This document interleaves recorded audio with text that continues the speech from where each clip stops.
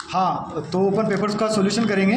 यहाँ आ रहा है 196 का अभाज्य गुणनखंड करना है ना, तो 2 से करेंगे। सबसे पहले कितना आएगा, 2 नम 18 और 2 8 16। फिर 2 से करेंगे तो 2 चौक 8 और फिर कितना आ जाएगा 2 नम 18। फिर 7 से करेंगे कितना आ जाएगा यहाँ पर 7। फिर 7 से करेंगे कितना आ जाएगा 1। तो आप देख रहे हो यहाँ पर 2 की पावर 2 इंटू 7 की पावर 2। इसने बोला घातों का योगफल लिखना है, तो घातों का योगफल कितना होगा, 2 + 2 कितना हो जाएगा 4। तो इसका आंसर ये हो गया। जो आपके सेकंड क्वेश्चन है, सेकंड क्वेश्चन में दे रखा है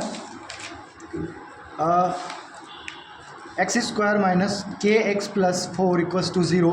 अगर आप यहाँ देखोगे तो यहाँ बोला है मूल समान है। मूल समान है मतलब क्या हो जाएगा, b² - 4ac = 0। b की वैल्यू आ जाएगी आपके पास k का स्क्वायर -4, a की वैल्यू 1 और c की वैल्यू आ जाएगी 4 = 0।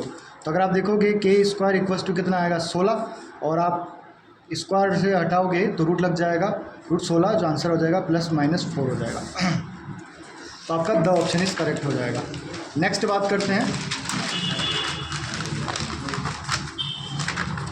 चलो देखो, इसने बोला है कि 3 और 4 से y x से दूरी, अगर y x से पूछा जाए तो भुज लिखते हैं, इसलिए कितना आ जाएगा इसका स ऑप्शन। अगर आप कौन सा बिंदु इसको संतुष्ट करता है, तो आप क्या करोगे, देखो कि बिंदु रख के यहाँ पर देखोगे, जैसे 1 रख के देखा तो 3, 4 रख के देखा तो कितना आ जाएगा 8। तो कितना आ जाएगा, ये फर्स्ट वाला ऑप्शन इज करेक्ट हो जाएगा। 3 कम 3 और यहाँ 8, 3 और 8 कितने होते हैं, 11 होते हैं, तो ये करेक्ट हो जाएगा ऑप्शन। इसने बोला विविक्तकर कीजिए। विविक्तकर करना मतलब आपको केवल b² - 4ac, b² - 4ac को चेक करना था। तो आप देखोगे b का मान कितना आ रहा है, 10 का स्क्वायर -4, a की वैल्यू आ जाएगी 3√3 और यहाँ पर वैल्यू आ जाएगी कितनी, √3। तो जैसे आप देखोगे तो 10 का वर्ग कितना हो जाएगा 100 और √3 का √3 से गुना होगा तो कितना आ जाएगा 3, 3 × 9 और गुना करेंगे 4 का, कितना आ जाएगा 36। तो अगर आप देखोगे इसमें से 36 घटाओ कितना बचेगा 64। तो इसका ऑप्शन कौन सा हो जाएगा, द। ठीक है, नेक्स्ट देखोगे आप समांतर श्रेणी का, तो यहाँ आप देख पा रहे हो कि a और b, जैसे इस तरीके से देखोगे तो यहाँ पर a का मान कितना आ रहा है 18 और 1 2 3 4 n का मान कितना है 4 है। an का मान कितना आ रहा है अपने पास -3। तो हम क्या करेंगे, देखो कि वैल्यू रख देंगे क्योंकि d का मान हमको पता नहीं है। तो यहाँ क्या करेंगे, an = a + n - 1 × d। तो an का मान कितना आ रहा है -3, प्रथम पद आ रहा है 18 प्लस n का मान आ रहा है 4 - 1 और d। तो ये इधर आके माइनस हो जाएगा, तो -3 में से 18 गए और यहाँ कितना आ जाएगा 3d। इन दोनों को जोड़ दोगे आप, कितना हो जाएगा ये -21। तो यहाँ आ जाएगा 3 का भाग लग जाएगा, d 3 के पारे से कट जाएगा कितनी बार, 7 बार। तो d का मान आ जाएगा -7। अब d का मान -7 आ गया है, तो आप क्या करोगे, जो संख्याएं थी हमारे पास इसमें से -7 घटा दोगे। तो 18 में 7 गए तो कितने बचेंगे 11, फिर इसमें से 7 गए तो कितने बचेंगे 4। तो आपके पास इन दोनों का जोड़ कितना हो रहा है 15। तो 15 ऑप्शन इज करेक्ट हो जाएगा। फिर अगर आप देखोगे तो यहाँ पर आ रहा है 3 sec 45 और कितना आ रहा है cos 45 डिग्री। अब आप जानते हो कि ये सेक और कोस आपस में कट जाएगा, तो आंसर कितना बच जाएगा 3। तो ऑप्शन कौन सा हो जाएगा करेक्ट, 3। नेक्स्ट अपन जानते हैं, इसने कहा कि वृत्त की जिह्वा जिसकी लंबाई, वृत्त की वह जिह्वा जिसकी लंबाई वृत्त की त्रिज्या से दुगुनी होती है। त्रिज्या से दुगुनी होती है तो क्या हो जाएगा व्यास। ठीक है, उसके बाद आपके पास क्या दे रखा है कि 9वां क्वेश्चन दे रखा है, r = 3.5 दे रखा है आपको, और आपको परिधि पूछी है, तो क्या होता है 2πr। तो 2 × 22/7 × 3.5, पॉइंट हटाओगे ये लग जाएगा, 7 के पारे से कितनी बार कट जाएगा 5 बार, 5 के पारे से कितनी बार 2 बार, 2 से 2 कट गए, कितना आ जाएगा 22 ऑप्शन करेक्ट हो जाएगा। नेक्स्ट अगर बात करें अपन, तो घन का संपूर्ण पृष्ठीय क्षेत्रफल दे रखा है। घन का संपूर्ण पृष्ठीय क्षेत्रफल तो क्या होता है 6 भुजा स्क्वायर होता है इसका फॉर्मूला। तो यहाँ कितना आ जाएगा 486। तो भुजा स्क्वायर = आ जाएगा 486/6। तो 6 के पारे से अगर काट देंगे तो कितनी बार जाएगा 8 बार और 1। तो भुजा का मान कितना आ जाएगा √81। तो किसका वर्ग होता है 9 का। तो भुजा का मान कितना आ चुका है 9। आपसे भुजा का मान नहीं पूछा था तो 9 आ गया, 2 ऑप्शन। नॉर्मल सा क्वेश्चन था। देखो यहाँ बहुलक पूछा है, आप देखोगे सबसे ज़्यादा बार कौन आ रहा है, तो आप देखोगे यहाँ पर 3 2 बार ही आ रहा है 3, है ना। 4 देखोगे 1 2 3 बार आ रहा है। उसके अलावा ऐसी कोई संख्या रिपीट नहीं हो रही, तो इसका बहुलक कौन सा हो जाएगा? क्यों 4 1 2 3, और 3 कितनी बार आ रहा है? 2 बार ही आ रहा है। हाँ तो 4 ऑप्शन हो जाएगा, सॉरी कितना हो जाएगा? 4। एक पासे को फेंकने पर 4 से बड़ा अंक आना। देखो पासे पे 6 अंक होते हैं और 4 से बड़े अंक कौन से हो जाएंगे? 5 और 6, तो कितना आ जाएगा? 2/6। कितना आंसर हो जाएगा? 1/3। तो ऑप्शन इज करेक्ट ऑप्शन हो जाएगा। ठीक है। उसके बाद इन दोनों का HCF ज्ञात करना है। तो HCF ज्ञात करने के लिए आप क्या करोगे? 95 का अलग से और 152 का अलग से करोगे। तो यहाँ किससे करोगे? सबसे पहले 5 से। तो 5 से कितने बच जाएगा? 5 कम 5 4 बचेगा, 5 9 45। यहाँ 19 से हो जाएगा, 19 से कम 19। यहाँ आप 2 से कर सकते हो, तो कितना आ जाएगा? 2 7 14। फिर आपके पास कितना आएगा? 2 6 12। फिर 2 से कर लो तो कितनी बार जाएगा? 2 3 6, 1 बचेगा, 2 8 16। फिर 2 से करोगे कितना आ जाएगा? 19। फिर आप क्या करोगे? 19 से करोगे तो कितना आ जाएगा? 1। तो आपसे पूछा है HCF में दोनों में कॉमन कौन आ रहा है? 19। तो आंसर हो गया 19। शाबाश। फिर उसके बाद क्या है? व्रत पर स्थित वह बिंदु, व्रत पर स्थित एक बिंदु से स्पर्श रेखाएं खींची जा सकती है। एक बिंदु से बालक एक स्पर्श रेखा खींची जा सकती है। कितनी बार? 50 बार कहा था तुमको, यही कहा था ना। उसके बाद यहाँ कितना आ जाएगा? यहाँ 1/2 आ जाएगा, क्योंकि cos 45 की जो वैल्यू होती है ना वो 1/√2 होती है, और इसका स्क्वायर करोगे तो 1/2 हो जाएगा।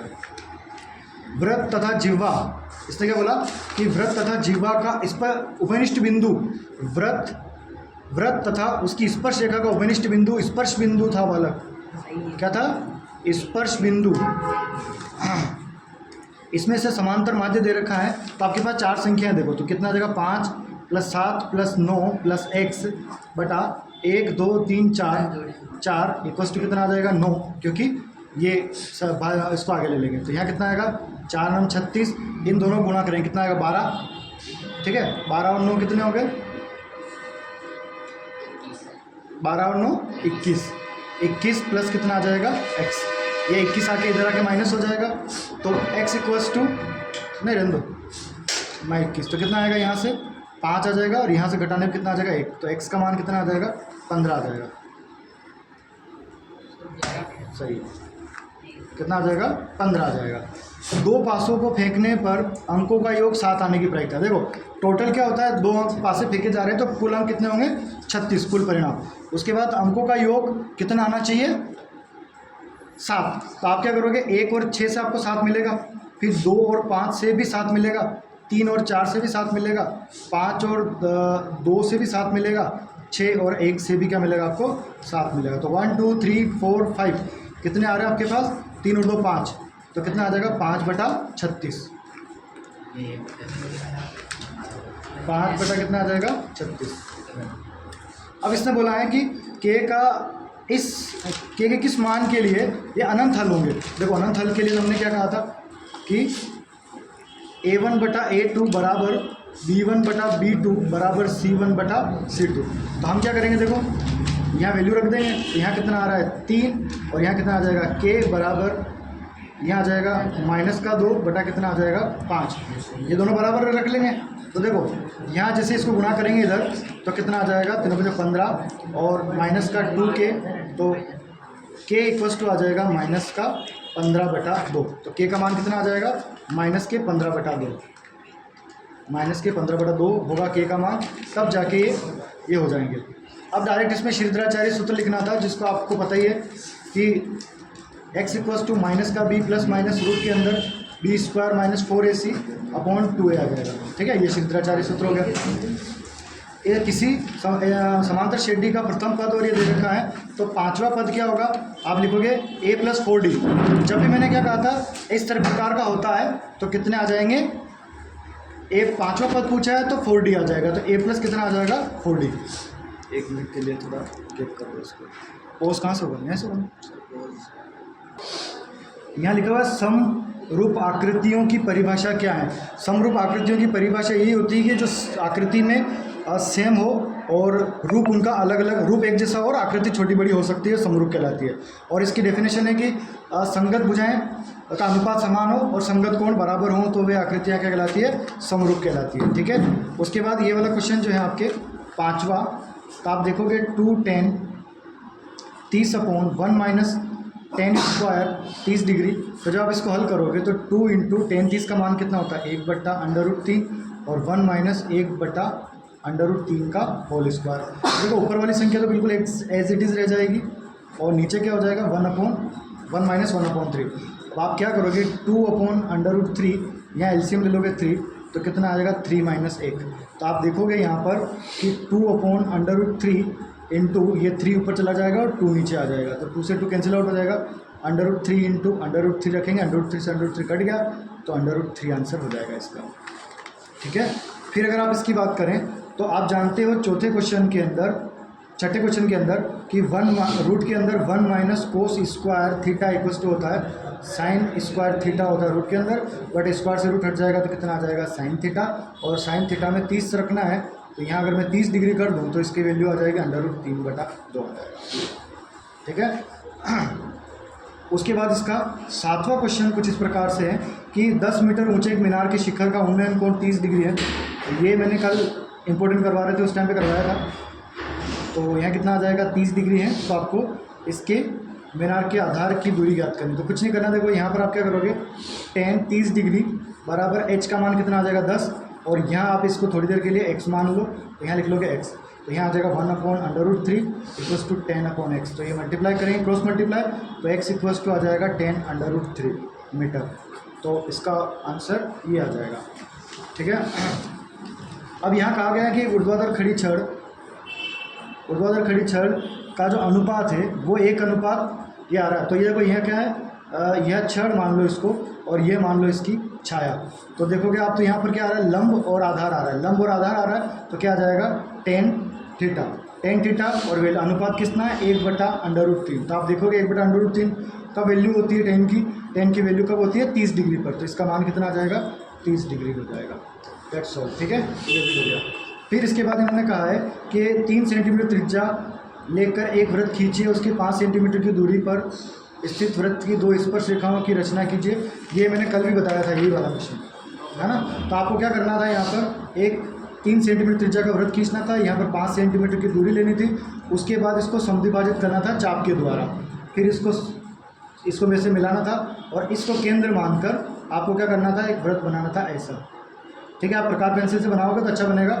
तो और फिर ये जो कटान बिंदु से आप क्या कर खींच लोगे, स्पर्श रेखाएं खींच लोगे, तो आपके पास स्पर्श रेखा की रचना हो जाएगी और रचना आप लिख सकते हो जैसा जैसा जो आपने किया है वो।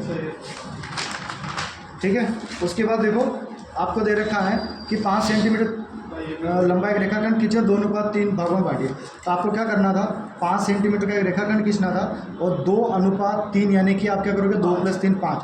तो आप क्या करोगे यहाँ पर 5 चाप काट लोगे, 1 2 3 4 5। ठीक है, इसको A नाम दे दोगे, इसको B नाम दे दोगे, इसको A1, इसको A2, इसको A3, A4, A5 और फिर आप इसको इससे मिला लोगे। फिर यहाँ पर एक लाइन खींचोगे, फिर यहाँ पर कितने पे 2 पर एक लाइन खींचोगे, फिर इससे कट लगा दोगे तो फिर यहाँ कट लग जाएगा और ये लाइन आपके 2:3 में आपकी क्या हो जाएगी, विभाजित हो जाएगी कोई भी लाइन।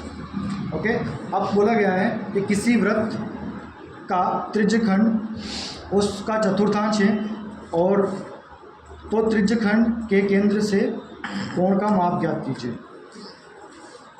एक त्रिज्यखंड जो वृत्त का चतुर्थांश है यानी कि 1 ये आ जाएगा, और फिर इसका त्रिज्यखंड के केंद्र पर बनने वाले कोण का माप कीजिए। तो देखो आप देखोगे कि अगर वृत्त के चारों ओर जो ये वाले कोण होंगे ना 360 होंगे, बट इसने क्या कहा 1/4 का एक हिस्सा है, तो 360 में आप क्या करोगे 4 का भाग लगा दोगे तो कितना आ जाएगा आपके 90।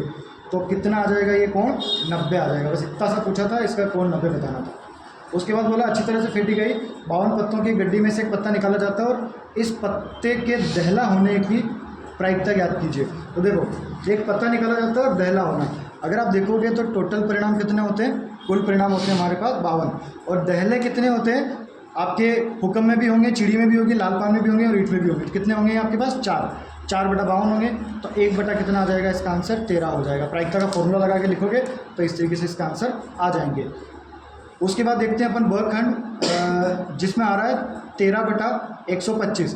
तो आप क्या करोगे 125 की गुणनखंड करोगे तो कितने बार करोगे, 5 से करोगे तो 25 आ जाएगा, फिर 5 से करोगे तो फिर 5 आ जाएगा, फिर 5 से करोगे तो 1 आ जाएगा। तो 5 की पावर 3 आ रहा है। अगर अकेला 5 है तब भी शांत है, अकेला 2 होता तब भी शांत होता, दोनों साथ में होते तब भी शांत है, तो ये क्यों कौन सा हो जाएगा, ये शांत हो जाएगा। नेक्स्ट बात करते हैं अपन, एक बार पॉज कर दें, हो गया। फिफ्थ क्वेश्चन जो है आपके लिखा हुआ है x² माइनस का x माइनस का 6 और इसके आपको शून्य ज्ञात करना। देखो शून्य ज्ञात करने के लिए बराबर 0 रखोगे, फिर आप क्या करोगे, यहाँ 1 इंटू माइनस का 6, तो मल्टीप्लाई कितना आएगा, माइनस का 6।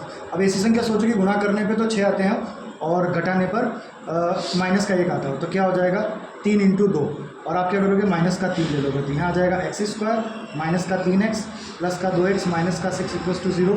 यहाँ ब्रैकेट बना दोगे और फिर आप क्या करोगे, x कॉमन ले लोगे, तो x माइनस 3, यहाँ पर आप क्या प्लस 2 कॉमन ले लोगे, तो x माइनस कितना आ जाएगा 3 इक्वल्स टू 0।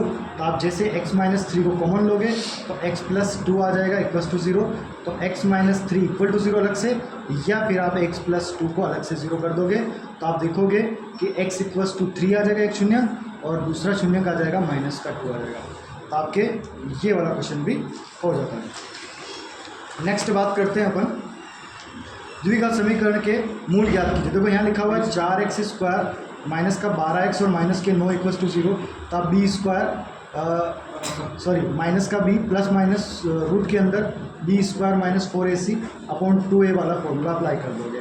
तो आप यहाँ देखोगे कि माइनस के 12 ब्रैकेट के अंदर बाहर माइनस आ जाएगा, प्लस माइनस रूट के अंदर आ जाएगा 12 का स्क्वायर माइनस 4, a की वैल्यू आ जाएगी आपके पास कितनी 4, और c की वैल्यू कितनी आ जाएगी माइनस के 9। अब बटे में कितना आएगा 2 इंटू कितना आ जाएगा 4, तो आप देखोगे यहाँ कितना आएगा प्लस का 12 प्लस माइनस 12 का वर्ग हो जाएगा 144, ये माइनस और ये माइनस हो जाएगा प्लस, ये हो जाएंगे 16 और कितना आ जाएगा 16 9 144 होता है, तो कितना आ जाएगा 16 9 144 और बटे में कितना आ जाएगा 8। अब आप देख रहे हो कि यहाँ 144 को कॉमन निकाल लूँगा तो 12 प्लस माइनस यहाँ आ जाएगा कि 12 इंटू कितना आ जाएगा 2, या फिर मैं कह सकता हूँ कि 12 प्लस माइनस यहाँ आ जाएगा 144 इंटू कितना आ जाएगा 2, और बटे में कितना आएगा 8। आप क्या करोगे 144 को कॉमन निकाल दोगे, तो जैसे आपने 144 को बाहर निकालोगे तो कितना आएगा 12 आ जाएगा, और रूट के अंदर 2 रह जाएगा, और बटे में कितना आ जाएगा 8 आ जाएगा। तो फिर आप क्या करोगे कि 12 आपने कॉमन निकाल लिए, तो यहाँ बचेगा 1 प्लस माइनस √2 और बटे में कितना आ जाएगा 8। तो 4 के पार्ट इसको काट देंगे 3 बार और इसको काट देंगे 2 बार, तो 1 प्लस माइनस √2 अपॉन कितना आ जाएगा 2। तो आपके ये ऑप्शन करेक्ट हो जाएगा, एक प्लस का हो जाएगा और एक माइनस का हो जाएगा। तो इस तरीके से आपके ये क्वेश्चन भी 6th क्वेश्चन भी हो जाता है। नेक्स्ट बात करते हैं, देखो अपन इधर क्लियर बन गई। अब देखो इसमें मध्य बिंदु की निर्देशांक वाला है, तो आप क्या करोगे x1 प्लस x2 बटा 2 और y1 प्लस y2 बटा 2, तो आपके पास आ जाएगा x1 का मान 0 प्लस x2 का मान आ जाएगा 5 बटा 2 और यहाँ आ जाएगा 0 माइनस 3 बटा 2। तो यहाँ कितना आ जाएगा 5 बटा 2 और माइनस का 3 बटा 2। ऑप्शन इस करेक्ट हो जाएगा, जो भी है ऑप्शन इस, सॉरी इसका आंसर आ जाएगा। फॉर्मूला लगा के आप जमा के लिखोगे तो इस तरीके से सॉल्व कर लेना। उसके बाद लिखा हुआ है, देखो एक समतल ज़मीन पर खड़ी एक मीनार की छाया 40 मीटर लंबी हो जाती है। यहाँ इसको थोड़ा ध्यान से समझना कि ऐसा कहा गया है कि 40 मीटर जो छाया है वो क्या हो गई, लंबी हो गई। कब हो गई, जब 60 से घटकर कोण कितना हो गया, 30 हो गया। 60 से घट के कितना हो गया, कोण 30 हो गया। तो आपको क्या बात करना है, मीनार की ऊंचाई, तो यहाँ कितना हो जाएगा, h हो जाएगा। अब आप क्या करोगे, a नाम दोगे, b दोगे, c दोगे, d दोगे। सबसे पहले त्रिभुज ले लोगे ABC में, आप क्या करोगे 10 60, हाथ तो नहीं दर्द हो रहा है, x आ जाएगा यहाँ पर, ठीक है। और 10 60 की वैल्यू होगी √3 h अपॉन x। तो यहाँ मल्टीप्लाई करेंगे तो कितना आ जाएगा, यहाँ तो जैसे गुणा करेंगे तो x equals to h upon √3 आ जाएगा, ठीक है, ये रख देंगे। फिर नेक्स्ट अपन पूरा बड़ा वाला त्रिभुज लेंगे ABD। तो हम त्रिभुज लेंगे ABD में, जब आप देखोगे तो 10 कितना आ जाएगा 30 डिग्री। यहाँ पर जैसे आप बात करोगे तो लंब होगा कितना h, और इसका हो जाएगा x प्लस कितना आ जाएगा 40। तो आप जैसे इसकी वैल्यू रखोगे तो 1/√3 हो जाएगा, और x की वैल्यू रखोगे तो h बटा √3 हो जाएगा, और प्लस कितना आ जाएगा 40 आ जाएगा। आप इसका गुणा कर दोगे क्रॉस मल्टीप्लाई, तो h अपॉन √3 प्लस 40 इंटू कितना आ जाएगा √3 इंटू एच। तो आप इसको उधर पक्षांतर कर दोगे तो यहाँ आ जाएगा 40 बराबर √3 एच माइनस कितना आ जाएगा एच अपॉन √3। आप एच को कॉमन निकाल लोगे तो यहाँ आ जाएगा √3 माइनस 1 अपॉन √3। √3 का आप एलसीएम ले लोगे तो कितना आ जाएगा 3 माइनस 1 आ जाएगा। और यहाँ कितना आ जाएगा एच, यहाँ बराबर में कितना ले लेंगे अपन 40। तो देखो यहाँ बचेगा 2 से कट जाएगा 20 बार, तो एच की जो वैल्यू होगी वो हो जाएगा 20√3 मीटर। ओके, इस तरीके से क्वेश्चन सॉल्व कर लेना। आप थोड़ा व्यवस्थित करना, किया होगा, मैं थोड़ा फास्ट कर रहा हूँ तो थोड़ा ऐसे ही आएगा। नेक्स्ट बात करते हैं, ऐसा कहा गया है कि 6 भुजा वाले नाप के एक समबाहु त्रिभुज, आपको क्या करना है, एक समबाहु त्रिभुज लेना है जिसकी ये लेना है कितना, इसकी ये भुजा भी 6, ये भुजा भी 6 और ये भुजा भी 6। उसके बाद इसके यहाँ पर आपको 3 चाप काटने हैं, 1, 2 और 3, और यहाँ आ जाएगा x। आप यहाँ a और b ले लो और यहाँ कितना ले लोगे c। जैसे आपको पता है कि 2 में 3 का भाग लगाने 1 पर कम आ रहा है, तो आप क्या करोगे a1 a2 और a3 को किससे मिला दोगे, इससे, फिर इससे चाप काटोगे, फिर दूसरा चाप आप इससे काटोगे, इस पर इससे कट लगाओगे, इससे कट लगाओगे, इससे जाती हुई लाइन खींचोगे और इसके समांतर एक लाइन खींच दोगे, तो ये हो जाएगा a' और ये हो जाएगा b', और ये आपके क्या बन गया, इसके समरूप त्रिभुज बन गया। तो इस तरीके से आपको ये करना था। उसके बाद क्या बोला गया, देखो कि 4 सेंटीमीटर त्रिज्या का एक वृत्त पर ऐसी 2 स्पर्शरेखाएं खींचिए जो एक दूसरे के समांतर हो। तो आपको क्या करना था, एक वृत्त बनाना था 4 सेंटीमीटर का और इसका केंद्र, उसके बाद यहाँ पर ये आ जाएगा। अब आपको क्या करना है, यहाँ पर और यहाँ पर 90 डिग्री का कोण बनाने चाप द्वारा। तो सेम काम आपको यहाँ से यहाँ करना है। फिर आप क्या करोगे, यहाँ से स्पर्शरेखा खींच लोगे, यहाँ से स्पर्शरेखा खींच लोगे, तो दोनों स्पर्शरेखाएं क्या हो जाएगी, समांतर हो जाएगी। ठीक है, नेक्स्ट बात करते हैं, देखो कि यदि 2 समरूप त्रिभुजों के क्षेत्रफल बराबर तो सिद्ध कीजिए कि सर्वांग सम त्रिभुज हो। ये मुझे लग ही रहा था।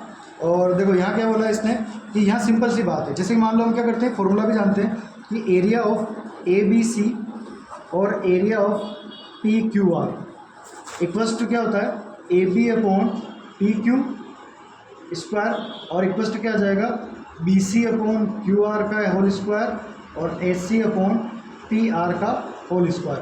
देखो दोनों का एरिया अगर बराबर हो गया तो इस एरिया से ये एरिया कट जाएगा, तो यहाँ इक्वल टू कितना आ जाएगा 1। तो अगर आप यहाँ देखोगे ना तो स्क्वायर से रूट कटेगा तो 1 का 1 ही रहेगा।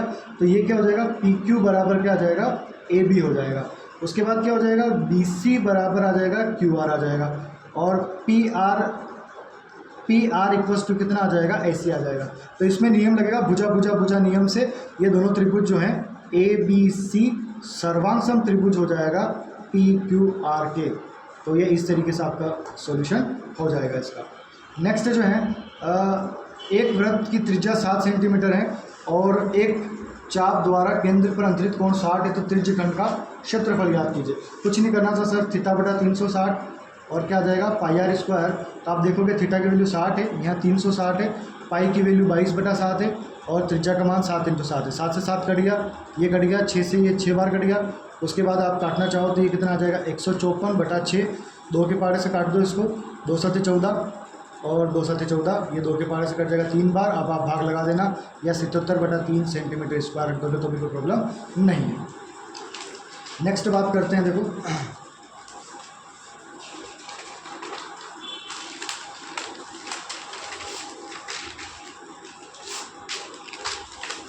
उसके बाद कहा गया है कि एक शंकु की तिर्यक जो ऊंचाई है वो दे रखी है, एल का मान 4 दे रखा है और वृत्तीय परिमाप इसका दे रखा है 18, यानी कि एक C1 दे रखा है, मान लो इसका 18, और एक C2 दे रखा है जो 6 दे रखा है, 6 सेंटीमीटर। ठीक है, और इसका क्या होता है, पाई R1 + R2 L होता है ना। तो पाई की वैल्यू कितनी आ जाएगी 22/7 और इंटू R1 का मान कितना निकाल लोगे आप, इससे परिमाप दे रखा है तो क्या हो जाएगा 2πr बराबर कितना आएगा 18। तो आप क्या करोगे, R1 बराबर हो जाएगा 18/2π।